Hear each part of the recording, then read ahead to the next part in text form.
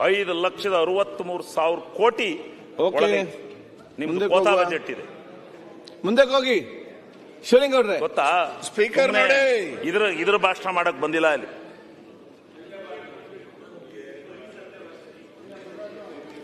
ಈ ದೇಶದ ಕರ್ನಾಟಕದ ಜನಸಂಖ್ಯೆಯು ಸೇರಿದಂತೆ ಈ ದೇಶದ ಪ್ರಜಾಸಂಖ್ಯೆಯಲ್ಲಿ 4,68,000 ಕೋಟಿ ರೂಪಾಯಿ ಒಬ್ಬ ಪ್ರಜೆ ಮೇಲೆ ಸಾಲ ಮಾಡ್ಯಾರ ಕೇಂದ್ರದವರು. Is a document. ಓಕೆ. 4,68,000 ರೂಪಾಯಿ ಸಾಲ ಮಾಡಿದ್ದಾರೆ. ಈ ಮುಂದೆ ಹುಟ್ಟೋ ಮಗುವಿನ ಹೆಸರಿನಲ್ಲೂ ಸಾಲ ಮಾಡಿದ್ದಾರೆ. ಇವರು ಇಲ್ಲಿ ನಿಂತ್ಕೊಂಡು ಈ ಸರ್ಕಾರದ ಬಗ್ಗೆ ಹಾಗೆ ಹೀಗೆ ಅಂತ ಟೀಕೆ ಮಾಡ್ತಾರೆ. ಮಾಡಲಿ, ನಾನು ಅದ್ರ ಬಗ್ಗೆ ಪ್ರಸ್ತಾಪ ಮಾಡಲಿಕ್ಕೆ ಹೋಗೋದಿಲ್ಲ. ಪ್ರಸ್ತಾಪ ಮಾಡಲಿ, ಆದರೆ ಅವರು ಅದೇ ರೀತಿ ನಡ್ಕೋಬೇಕಲ್ಲ. ನಡ್ಕೊಳ್ತಕ್ಕಂಥ ರೀತಿ ಇಲ್ಲ. ಅದಾದಮೇಲೆ ಈಗ ಇದು ಇವತ್ತಿನ ಈ ಒಂದು ಬಜೆಟ್ಟಿನ ವಿಶ್ಲೇಷಣೆ ಆದರೆ ಸನ್ಮಾನ್ಯ ಅಧ್ಯಕ್ಷರೇ, ನಮ್ಮ ಕರ್ನಾಟಕ ರಾಜ್ಯದಲ್ಲಿ ಇವ್ರು ಹೇಳೋಂಥ ರೀತಿನಲ್ಲಿ ಏನಾದ್ರೂ ನಮ್ಮ ಕಾಂಟ್ರಾಕ್ಟರ್ಸ್ ಅಭಿವೃದ್ಧಿ ಕೆಲಸಕ್ಕೆ, ನಮ್ಮ ಕಾಂಟ್ರಾಕ್ಟರ್ ಯಾವುದೇ ಕೆಲಸಗಳಿಗೆ ಏನಾದರೂ ತೊಂದರೆ ಆಗಿದ್ರೆ, ನಾವು ಈ ಸದನದಲ್ಲಿ 20 ವರ್ಷದಿಂದ ಕೆಲಸ ಮಾಡ್ತಾ ಇದ್ದೀವಿ. ನಾವು ಎಲ್ಲ ಆ ಸರ್ಕಾರ ಇದ್ದಾಗ ಈ ಸರ್ಕಾರ ಇದ್ದಾಗ ಎಲ್ಲ ಸರ್ಕಾರದಲ್ಲೂ ಗ್ರಾಂಟ್ ತಗೊಂಡೋಗ್ತೀವಿ. ಕಳೆದ ಸಾರಿ ತಪ್ಪಿ ಕೆಲಸ ಆಯಿತು. ಸಾಲದ ಇದು RDPR 1ರಲ್ಲಿ, ಇಲ್ಲೆಲ್ಲ ಸಚಿವರಿದ್ದಾರೆ, RDPR 1ರಲ್ಲಿ ಆ ಲ್ಯಾಂಡ್ ಆರ್ಮಿನಲ್ಲಿ 1,500 ಕೋಟಿ ಕೊಟ್ಟು ನೀವು ಮುಖ್ಯಮಂತ್ರಿಗಳ ವಿವೇಚನ ಇದು ಅಂತೇಳಿ ಕೆಲಸ ಕೊಟ್ರಲ್ಲ, ಎಷ್ಟು ಸಾವಿರ ಕೋಟಿ RDPR ಅಲ್ಲಿ ಇವತ್ತು ಇದು ಉಳಿದಿದೆ.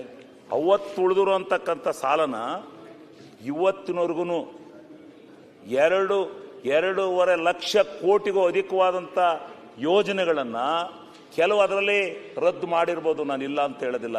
ಆದರೆ ಮುಂಜೂರಾಗಿ ಟೆಂಡರ್ ಕರೆದದ್ದು, ಪೆಂಡಿಂಗ್ ಬಿಲ್ಲನ್ನು ಬಿಟ್ಟೋಗಿದ್ದು ಸುಮಾರು 45,000 to 50,000 ಕೋಟಿ ರೂಪಾಯಿ ಪೆಂಡಿಂಗ್ ಬಿಲ್ ಬಿಟ್ಟೋರು. ಎಲ್ಲ ಸರ್ಕಾರವು ಬದಲಾವಣೆ ಎಲೆಕ್ಷನ್ ಬಂದಾಗ ಆಗ್ತವೆ ಹೋಗ್ತವೆ ಅಂತಕ್ಕಂಥದ್ದನ್ನ ನಾವು ತಿಳ್ಕೊಂಡಿದೀವಿ. ಆದರೆ ಇವರು ಅದನ್ನ ತಿಳ್ಕೊಳ್ದಾನೆ ನಮ್ಮ ಸರ್ಕಾರದ ಪಾಲನೆ ಈ ಸರ್ಕಾರ ಅನುಭವಿಸ್ತಾ ಇದೆ, ಈ MLAಗಳೆಲ್ಲರೂ ಈಗ ಅನುಭವಿಸ್ತಾ ಇದ್ದಾರೆ ಅಂತಕ್ಕಂಥ ತಿಳ್ಕೊಂಡಲ್ಲೇ ನಿಮ್ಮ ಸರ್ಕಾರ ಇದಾಗಿ ದಿವಾಳಿ ಎದ್ದೋಯ್ತೆ, ನಿಮ್ಮ ಸರ್ಕಾರ ಇದಾಯ್ತೆ ಅಂತಂದ್ರೆ ಆ ಸಾಲ ತೀರ್ಸೋದು ಬೇಡವಾ? ಆ ಕಾಂಟ್ರಾಕ್ಟರ್ ಬಿಲ್ ಕೊಡೋದು ಬೇಡವಾ? ಆ ಕಾಂಟ್ರಾಕ್ಟರ್ ಬಿಲ್ ಬೇಡ. ಮೊನ್ನೆ PWDನಲ್ಲಿ ಹಂಚಿದ್ದಾರೆ, ಎಲ್ಲ 50 ಲಕ್ಷದವರೆಗೆ ಹಂಚಿದ್ದಾರೆ ದುಡ್ಡನ್ನ. ಯಾರಿಗೋಗಿದೆ? ಎಲ್ಲ ಹಿಂದಿದ್ದ ಯಾರು BJP ಮುಖಂಡರುಗಳಿದ್ರು ಅವ್ರ ಕಾರ್ಯಕರ್ತರುಗಳಿಗೆ ಹೋಗ್ತಾ ಇದೆ ದುಡ್ಡು. ಈಗ ಯಾರಿಗೂ ಸಿಗ್ತಾನೆ ಇಲ್ಲ. ಹಂಗಂತ ಹೇಳ್ತಾರೆ, ನಮ್ಮನ್ನು ಬಂದು ಕೇಳ್ತಾರೆ, ಎಲ್ಲ ಅವ್ರಿಗೆ ಸಿಗ್ತಾ ಇದೆ, ನಿಮ್ದೇನು ನಡೆಯುತ್ತೆ ಅಂತ. ನಮ್ದು ಏನು ನಡೆಯಲ್ಲಪ್ಪ, ಎಲ್ಲ ಪರ್ಸೆಂಟೇಜ್ ಮೇಲೆ ನಮ್ಮ ಸರ್ಕಾರ ಕೊಡೋದು ಅಂತ ತೀರ್ಮಾನ ಮಾಡಿತೆ. ಅದರಂತೆ ಈ ಸಾರಿ ಎಲ್ಲ ದುಡ್ಡು ಪರ್ಸೆಂಟೇಜ್ ಮೇಲೆ ಹೋಗಿದೆ. ನಾವು ಇದರಲ್ಲಿ ಏನು ಮಾಡೋಕ್ಕಾಗೋದಿಲ್ಲ. ಮುಂದೆ ಅಲ್ಲ, ಪರ್ಸೆಂಟೇಜ್ ಅಂದ್ರೆ LOC ರೀ, LOC ಪರ್ಸೆಂಟೇಜ್ ಅಂದ್ರೆ ಬೇರೆ ತಿಳ್ಕೊಬಿಟ್ಟಿರ. ಮೇಲೆ ಪರ್ಸೆಂಟೇಜ್ ಅಂದ್ರೆ LOC ಪರ್ಸೆಂಟೇಜ್ ಇಷ್ಟು ಅದೇ ಸಾಕಲ್ಲ, ಮಾಡೋದು ಬೇಡ. ಎಷ್ಟೊತ್ತು ಬೇಕು? ನೆಕ್ಸ್ಟ್ ಹೋಗಿ ಇನ್ನೆಷ್ಟೊತ್ತು ಬೇಕು? ಬೇಕು ಕಂಕ್ಲೂಡ್ ಮಾಡಿ. ನನಗೆ 40 ನಿಮಿಷ ಇಲ್ದ್ರೆ 1.5 ಗಂಟೆ ಮಾತ್ರ. ಆಯ್ತು, ಇಲ್ಲಿ ನೋಡಿ, ನಿನಗೇನು ಅಧಿಕಾರ ಐತೆ? ಅಲ್ಲಿ ಅಧ್ಯಕ್ಷರಿದ್ದಾರೆ, ನಾವಿದೀವಿ. ರಾಮುಲ್ ಕೂತ್ಕೊಳ್ಳಿ, ಯಾಕೆ ಮಾತಾಡ್ತೀವಿ? ಕೂತ್ಕೊಳ್ಳಿ, ಕುಳಿತುಕೊಳ್ಳಿ ಇವ್ರೆ. ಆಯ್ತು, ಸ್ವಲ್ಪ ಅಂದ್ರೆ ಎಷ್ಟು ಪರ್ಸೆಂಟೇಜು ಮತ್ತೆ ಹೇಳ್ತಾರೆ. ಏನು ಸಿಟ್ ಡೌನ್, ಕುಳಿತುಕೊಳ್ಳಿ. ಇದು ನೋಡಿ,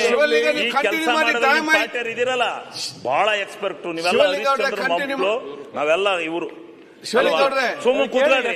ಯಾರ್ದು ಏನೇನು ಹೇಳಕ್ ಹೋಗಿ ಹೋಗ್ಬೇಡಿ. ಎಲ್ಲಾರು ಬೆಳಕಳು ಎಲ್ಲರಿಗೂ ಗೊತ್ತಿತ್ತು. ಬೇಗ ಮುಗಿಸಿ ಶಿವಲಿಂಗೌಡ್ರೆ, ಆದಷ್ಟು ಕಂಕ್ಲೂಡ್ ಮಾಡಿ. ಕಂಕ್ಲೂಡ್ ಬೇಕಾ? ಅಲ್ಲ, ಕನ್ಫ್ಯೂಸ್ ಹಿಂಗ ಅಂದ್ರೆ ಹೆಂಗೆ ಅಧ್ಯಕ್ಷರೇ? ನಾನು ಏನ್ ಹೇಳಿದೆ? 45 ನಿಮಿಷ ಆಯ್ತು. 40 ನಿಮಿಷ ಆಯ್ತು. ನಾನು ಅರ್ಧಂಬರ್ಧ ಹೇಳಿದ್ರೆ ಹೆಂಗಾಗತ್ತೆ? ಆಯ್ತು, ಇನ್ನು ನಾನು 50 ನೋಡಿ. ಈ ವಿಶ್ಲೇಷಣೆ ಮಾಡಿದ್ದೀನಿ, ಬಜೆಟ್ ವಿಶ್ಲೇಷಣೆ ಮಾಡಿದ್ದೀನಿ. ಬಜೆಟ್ ಅಲ್ಲಿ ಮಾತಾಡ್ತಿದ್ದೀರಿ, ಪಾಯಿಂಟ್ ಮಾತಾಡಿ. ಅಧ್ಯಕ್ಷರೇ